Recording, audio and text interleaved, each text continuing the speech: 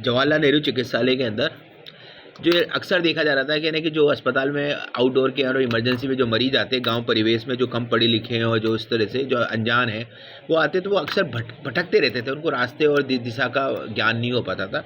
तो उसको हमने सरल करने के लिए हमने कई तरह के कार्य करे। हमने पहले फ्लैक्स लगवाया, पहले हमने नक्शा लगवाया, नक्शे के बाद में हमने वार्ड लगवाए, वार्ड के डायरेक्शंस कहाँ पर हैं, कौन को हर वार्ड में हमने नए कमरे नंबर डलवाए कि कहाँ कमरा नंबर कौन सा है।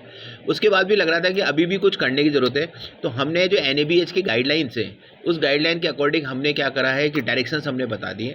जैसे कि हमने बता दिया कि आपको OPD में जाना है, तो OPD में जाने के लिए इमरजेंसी से किसी को OPD में आना है तो वो येलो मार्क करके पकड़ के चला जाएगा, और अगर OPD से जिसको इमरजेंसी में आना है तो वो रेड कलर के इमरजेंसी में इसमें आ जाएगा। फिर लैब में आना है तो पर्पल कलर में आ जाएगा। उसको सडनली लैब के अंदर जाना है तो लैब में जाएगा, और ब्लड बैंक में जाना है तो उसको रेड कलर का पकड़ लेगा। और एक्सरे सोनोग्राफी का, ऐसे हमने 5 तरह के इंडिकेटर बनाए, तो वो हर जगह से कहीं से भी मरीज आएगा, वहाँ से उसको दिशा, उसको डायरेक्शन से उसको चलती जाएगी उसके अंदर से।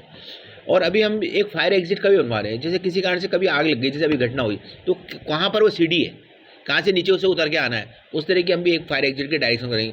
वो लिखा होगा कि आपको इस तरफ जाओ तो ये सीढ़ी आएगी, इधर जाओ तो सीढ़ी आएगी, और नीचे जाओ तो, जिससे मरीज को भटकना नहीं पड़े और लिफ्ट की तरफ जाकर सीढ़ी का उसको रास्ता मालूम पड़ जाए। तो इस तरह के हम कई तरह के नवाचार कर रहे हैं, जिससे कि जो अस्पताल में मरीज आते हैं, रिश्तेदार आते हैं, उनको कोई परेशानी नहीं होने पड़े। फिर इसी तरह से एक दूसरा हमने शुरू करा कि हमने OPD के अंदर हमने टोकन डिस्प्ले सिस्टम करा। अभी हमने प्रयोग के रूप में अभी सिर्फ एक ही OPD में करा है, उसमें कितनी सक्सेस होती है उसके पर हम सारे OPD में लगा देंगे उसके अंदर।